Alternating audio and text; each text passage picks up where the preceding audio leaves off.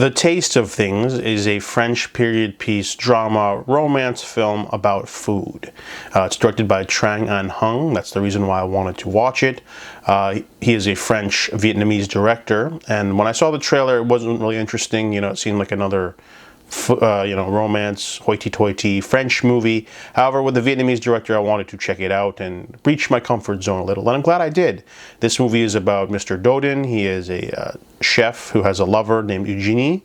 She's his cook, but they've known each other for decades, and they are lovers. However, she refuses to commit as his wife, and they are very tight with each other in terms of personality, the way they cook, the way they work together. They cook every day for over many years, and they have a routine. He goes out there, she's in the garden selecting vegetables.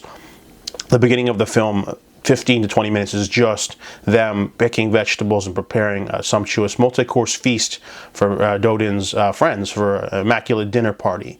Some conversation sets up the theme, and we sort of get what these characters are all about. They're all about food, they're all about the socio-economic state of the world, but they have their place.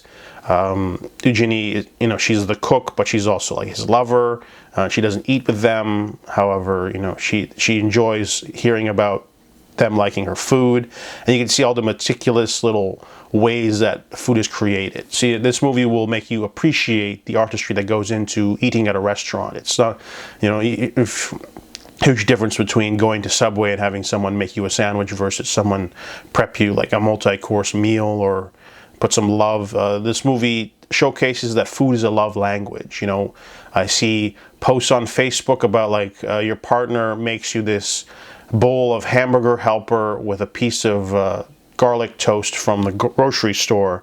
Would you eat it? And the correct answer is yes, because it doesn't matter how basic it is. Someone made it with the intention of love. And even if it's something as basic as I made you chips and salsa or something, or I made you a sloppy Joe or whatever, it's about the intention behind it, and this movie really captures that too.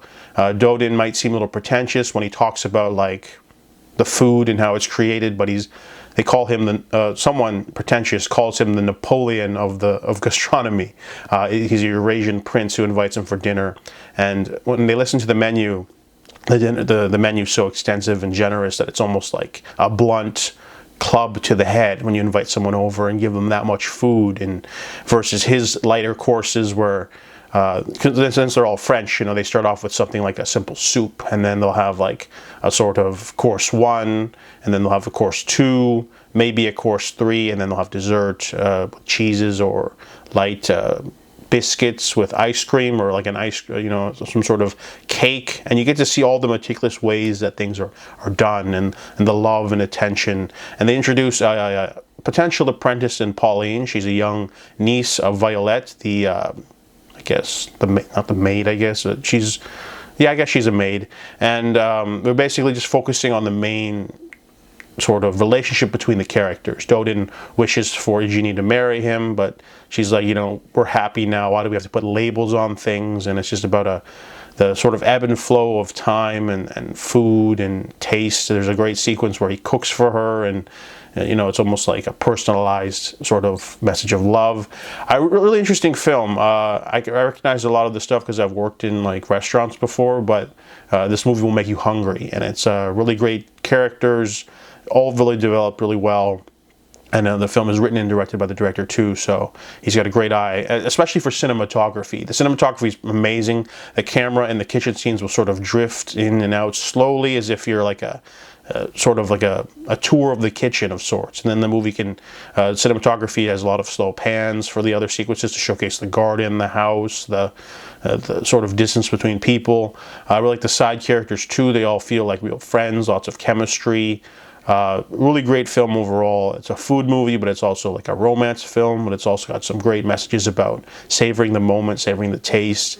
Really hit me really hard. So I give The Taste of Things a 7.5 out of 10.